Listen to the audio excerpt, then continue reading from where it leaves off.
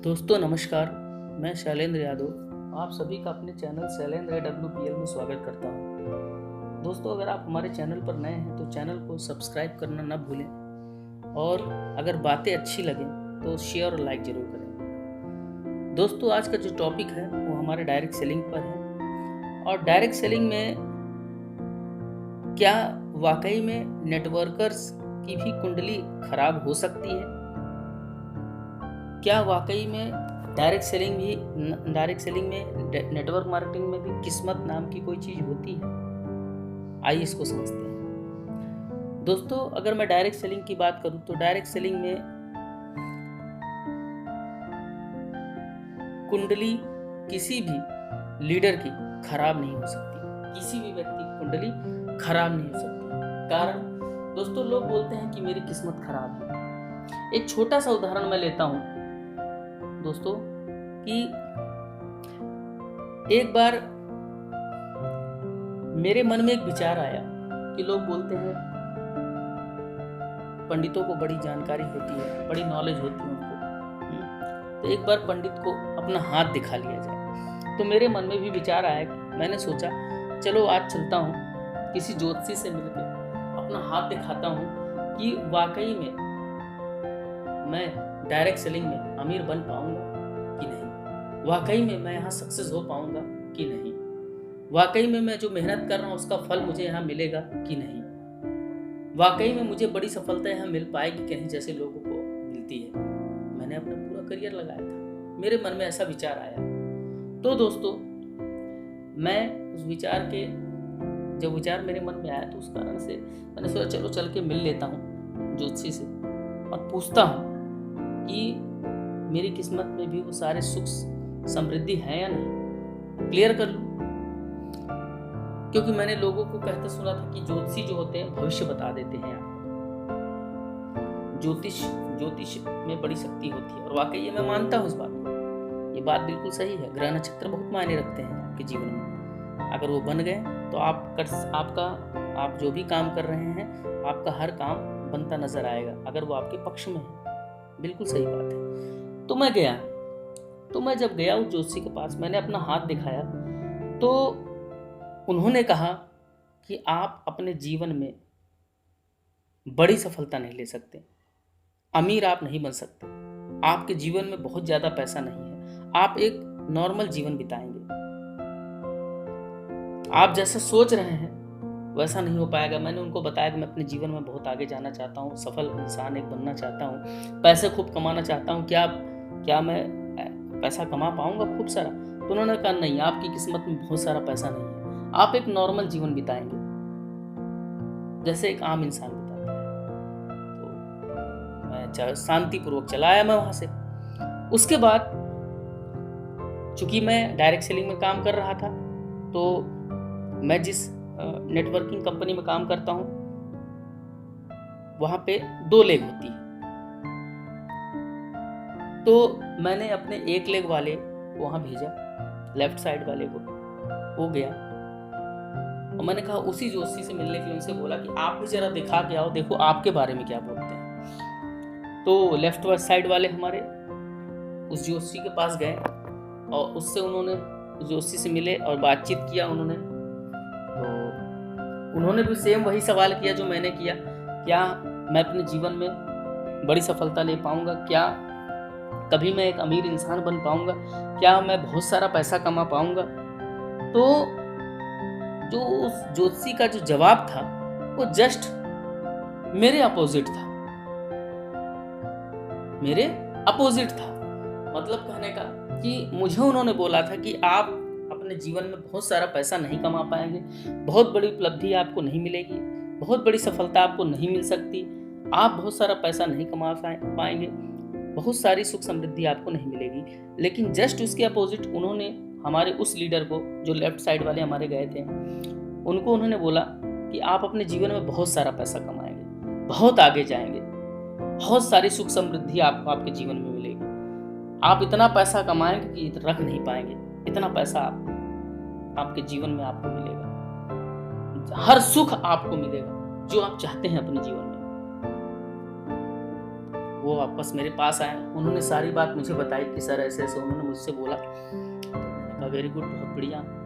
तो फिर उसके बाद मैंने अपने राइट साइड वाले को भी उसी ज्योतिषी के पास भेजा। जब वो उसी ज्योतिषी से मिलने गए, जो मेरी दूसरी लेग वाले थे लीडर, उनको मैंने उनके पास भेजा।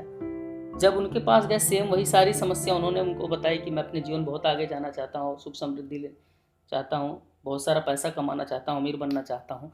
तो वही जवाब जो लेफ्ट वाले को दिया था उन्होंने, ज्योतिषी जी ने, वही सेम जवाब उन्होंने उनको भी दिया कि आप अपने जीवन में बहुत सारा पैसा कमाएंगे, बहुत आगे जाएंगे, बहुत सारी सुख समृद्धि आपको मिलेगी, आप बहुत अमीर बनेंगे अपने जीवन में, और इतना पैसा कमाएंगे कि आप रख नहीं पाएंगे, बहुत पैसा आपके पास आएगा। तो दोस्तों, जब वो भी मेरे पास आए, तो दोस्तों आप सोच के देखिए, मेरे लेफ्ट वाला भी पैसा कमाएगा, मेरे राइट वाला भी पैसा कमाएगा, अमीर बनेगा। तो आप सोच के देखिए, मेरी आईडी उनके जस्ट ऊपर लगी है, एक लेफ्ट साइड एक राइट साइड, एक लेफ्ट साइड एक राइट साइड। अब ये दोनों अगर पैसा कमाएंगे, ये दोनों ढेर सारा पैसा कमाएंगे, सुख समृद्धि लोग जीवन में रहेगी, ये लोग अगर अमीर बनेंगे लेफ्ट और राइट वाले, तो सोच के देखिए दोस्तों, मेरे जीवन पैसा आएगा कि नहीं?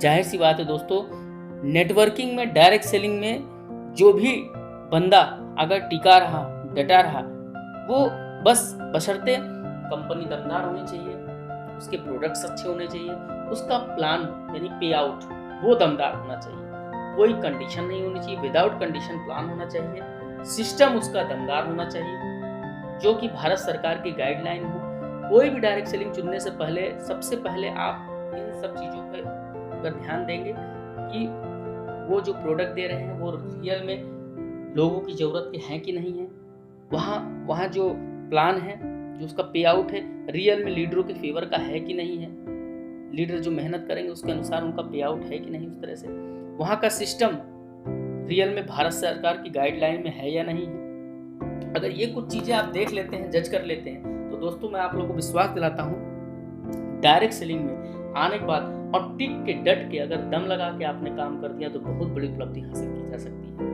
क्योंकि यहाँ पर किसी की भी किस्मत खराब नहीं होती। डायरेक्ट सेलिंग में किसी भी नेटवर्कर की कुंडली खराब नहीं होती है, बशर्ते वो डट के टिक के काम कर जाए, पेशेंस रखना पड़ेगा। और रही बात जो अभी मैंने बताया, मैंने अपने लेफ्ट वाले को भेजा जोशी के पास, उसकी भी कुंडली उन्होंने बताया बहुत अच्छी है, वो जीवन बहुत पैसा कमाएगा। राइट वाले को भी भेजा, उसकी भी बताई उन्होंने कुंडली बहुत अच्छी है, बहुत पैसा कमाएगा। तो सोच के देखिए दोस्तों, लेफ्ट राइट वाले दोनों अगर कमाएंगे पैसा तो मैं तो कमाऊंगा, जाहिर सी बात है, क्योंकि मेरी आईडी उनके ऊपर लगी है जस्ट, जाहिर सी बात दोस्तों। हाँ, बशर्ते ऐसे लेफ्ट राइट वालों को ढूंढने में, ऐसे दो शेरों को ढूंढने में वक्त आपको लग सकता है दोस्तों। इसी पे छोटी सी कहानी मुझे याद आई है, मैं आप लोगों से शेयर करना चाहूँगा दोस्तों। एक व्यक्ति थे, उनका नाम, उनको लोग 30 मारखा के नाम से जाना करते थे, जाया जाता था उनको 30 मारखा के नाम से जाना जाता था। तो उनकी खासियत ये थी, उनको 30 मारखा के नाम से इसलिए जाना जाता था कि उनके पास कोई काम नहीं था। लोग नहीं जानते थे क्यों जाना जाता था, बशर्ते लोग जानते थे उनका नाम 30 मारखा है। अब 30 मारखा उनके अपने लोग ही जानते थे क्यों बड़ा नाम, लेकिन लोग उनको जानते थे 30 मारखा के नाम से। तो इस नाम से लोग सोचते थे बहुत बड़ा आदमी है और बहुत ही जबरदस्त आदमी है। नाम इसलिए दोस्तों पड़ा था उनका 30 मारखा, क्योंकि उनके पास कोई काम नहीं था, तो दिन भर में एनी हाउ 30 मक्खियां जरूर मार दिया करते थे, इसलिए उनका नाम 30 मारखा रखा गया, इसलिए उनका नाम 30 मारखा। तो एक बार क्या हुआ, जिस राज्य में वो रहते थे 30 मारखा जी, उस राज्य के राजा तक बात ये पहुंची। जब उस राज्य के राजा तक ये बात पहुंची तो राजा साहब ने कहा कि भाई ऐसा व्यक्ति अगर है तो उस व्यक्ति को जरूर हमारे पास लाया जाए। तो राजा साहब के पास जब उनको ले जाया गया, जब वो गए तो उनसे राजा साहब ने पूछा कि 30 मारखा साहब, एक बात बताइए, आपका नाम 30 मारखा पड़ा किस कारण से? बड़ा मैंने आपका नाम सुना है, तो उन्होंने कहा कि मेरा नाम तीसमारखा इसलिए पड़ा क्योंकि जो मैं कर सकता हूं वो कोई नहीं करता, जो मैं करता हूं वो कोई नहीं करता, जो मैं कर सकता हूं वो कोई नहीं करता। क्योंकि जाहिर सी बात है, जो करते हैं कोई नहीं करेगा। सही है, तो बात समझ की है। तो राजा साहब ये नहीं समझ पाए कि वो क्या करते हैं, उन्होंने ये नहीं बताया कि मैं क्या कर सकता हूं, उन्होंने केवल ये बोला कि मैं जो कर सकता हूं वो कोई नहीं करता। तो राजा साहब के मन में विचार आया कि यार ये आदमी काम का है, ये वो कर सकता है जो कोई नहीं करता। तो उन्होंने कहा चलो बढ़िया है, इनको रख लेते हैं। अपने मंत्री से बोला कि भाई इनको रख लीजिए, ये तो एकदम यूनिक पर्सन है, ये वो काम कर सकते हैं जो कोई नहीं कर सकता। तो कोई नहीं करता। तो जो है राजा साहब ने उनको रख लिया, तो उनको सैलरी पे रख लिया गया, उनको महीने महीने में सैलरी दी जाने लगी। बढ़िया लॉजिंग फूडिंग की व्यवस्था हो गई, रहना खाना दोनों उनको मिल गया। तो उन्होंने अपने बीवी बच्चों को ला के रख लिया वहीं पे, राज्य में ही उनको अलग से रहने की व्यवस्था मिली, फर्स्ट क्लास। तो एक बार क्या हुआ, राजा साहब को जानवरों को बड़ा शौक था, तो उन्होंने शेर भी पाल रखा था। तो एक बार अचानक से क्या हुआ, वो शेर जो है अपने पिंजड़े से छूट गया, गायब निकल गया। तो राजा साहब बड़ा परेशान, पूरी जनता परेशान, हाहाकार मच गई एकदम से। तो मंत्री उनके पास आया, राजा साहब पास, उसने कहा कि अरे राजा साहब, अरे वो तीसमारखा किस दिन काम आएगा, वो तो वो काम कर सकता है जो कोई नहीं करता। तो राजा साहब ने कहा हाँ यार बात तो सही है, बड़े दिन से फ्री में सैलरी ले रहे हैं, अब मौका है इनका इस्तेमाल किया जाए। उन्होंने कहा बुलाओ उसको। तो बुलाया गया उनको। अब जब बुलाया गया तो उपस्थित हुए। तो राजा साहब ने कहा हाँ तीसमारखा साहब, आज आपकी जरूरत पड़ी है, और आपने मुझसे बोला था उस वक्त जब पहली बार आप मुझसे मिले थे कि आप वो काम कर सकते हैं जो कोई नहीं करता। कोई नहीं कर सकता। तो राजा साहब से उन्होंने बोला हाँ बिल्कुल बिल्कुल कर सकता हूँ, मैं जो काम करता हूँ वो कोई नहीं कर सकता, कोई नहीं करता। तो राजा साहब ने कहा देखिए ऐसा है, आपको तो पता ही होगा हमारा शेर छूट गया है पिंजड़े से, तो आपको एक काम करना है, उस शेर को पकड़ना है, और रियल में वो कोई नहीं पकड़ सकता, वो आप ही हैं जो पकड़ सकते हैं, यूनिक काम है वो। तो अब अंदर से तो डर ही गए तीसमारखा साहब, क्योंकि अपनी औकात तो जानते ही थे, लेकिन फिर भी उन्होंने हिम्मत बांधी और कहा ठीक है राजा साहब कोई बात नहीं है, मैं पकड़ूंगा, बशर्ते दिक्कत यह है कि अब शाम हो चुकी है, अंधेरा हो गया है, अभी वो मिल भी नहीं पाएगा, कहीं छुपा होगा। एक काम करते हैं, सुबह उठते हैं और भोर में ही उठ के मैं उसको पकड़ के आपके सामने उपस्थित कर दूंगा बंद करके। तो उन्होंने कहा ठीक है भाई कोई बात नहीं है। अब वहां से वो चले गए, और वहां से गए फटाफट, जैसे गए उसके बाद मैडम के पास अपने पहुंचे और कहा ऐसा करो फटाफट रातों रात सामान बांधो और हम लोग को निकलना है रातों रात यहाँ से। हालत तो खराब है उनकी, क्योंकि उनको पता है कि वो क्या करते थे, वो कोई नहीं जानता कि वो जो करते थे वो कौन कर सकता है कौन नहीं कर सकता। वो तो वो काम करते थे, वो रियल में कोई नहीं करेगा जो काम वो करते थे तीसमारखा साहब। तो फटाफट उनका मैडम से अपने सामान बांधो। मैडम पूछ रही क्या हो गया, कुछ पूछो कुछ मत, बस सामान बांधो और निकलना है यहाँ से, ठीक है।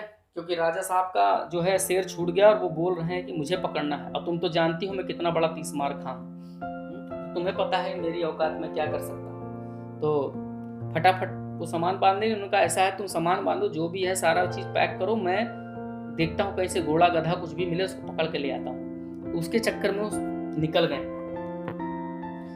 रात में ही निकल गए, भोर होने से पहले पहले निकल गए ढूंढने। वो मैडम की पैक करने लगी सामान, और ढूंढते ढूंढते ढूंढते ढूंढते थक गए। तो एक जगह देखा उन्होंने कि जो है झंखाड़ी टाइप की थी, उसमें कुछ खड़बड़ाहट की आवाज आ रही थी, कुछ हिल डुल रहा था। तो उनको लगा हो सकता है ये कोई गधा घोड़ा है। तो उसको पकड़ने के चक्कर में उन्होंने तेजी से हाथ मारा और वो शेर के उस जगह पे लगा जिससे शेर मूर्छित हो गया, और वहां शेर बैठा हुआ था। जब तेजी से दहाड़ा उसने तो लोग सब भागते हुए आए। तो जब शेर दहाड़ा तेजी से, तो लोगों ने सोचा कि तीसमारखा ने शेर पकड़ लिया। अब तेजी लोग भागते हुए आए, राजा के जितने भी मंत्री थे, सिपाही के भाग के आए, जाल लेके शेर के ऊपर डाल दिया। अरे तीसमारखा ने शेर पकड़ लिया, शेर पकड़ लिया, शेर पकड़ लिया।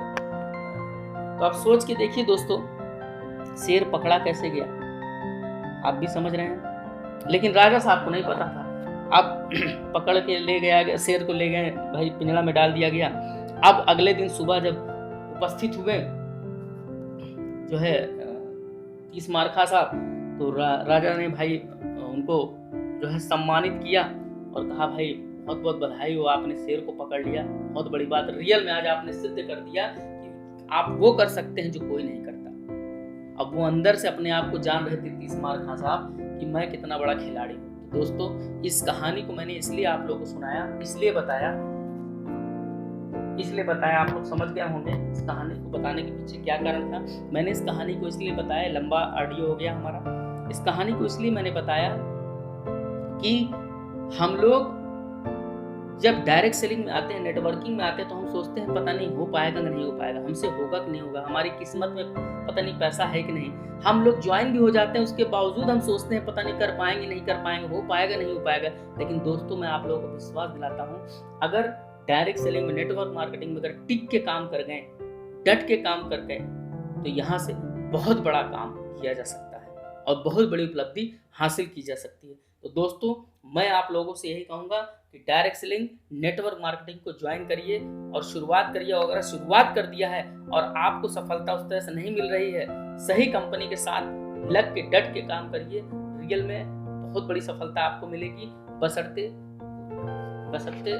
आपको पेशेंस रखने की जरूरत है। अब मेरी आप सभी लोगों को यही सलाह है कि यदि कोई ज्योतिषी आपसे कहे कि आप खराब महादशा से गुजर रहे हैं, यज्ञ कराइए, पत्थरों में पैसा खर्च करिए, तो ये सब करने के बजाय आप तुरंत एक अच्छी सी डायरेक्ट सेलिंग कंपनी, जिसके प्रोडक्ट दमदार हो, जिसका पे आउट दमदार हो, जहाँ का सिस्टम दमदार हो, उसको समझ के उससे जुड़ जाइए और कुछ अच्छी महादशा वाले लोगों को अपने साथ ले आइए सिस्टम में, अपने बिजनेस में।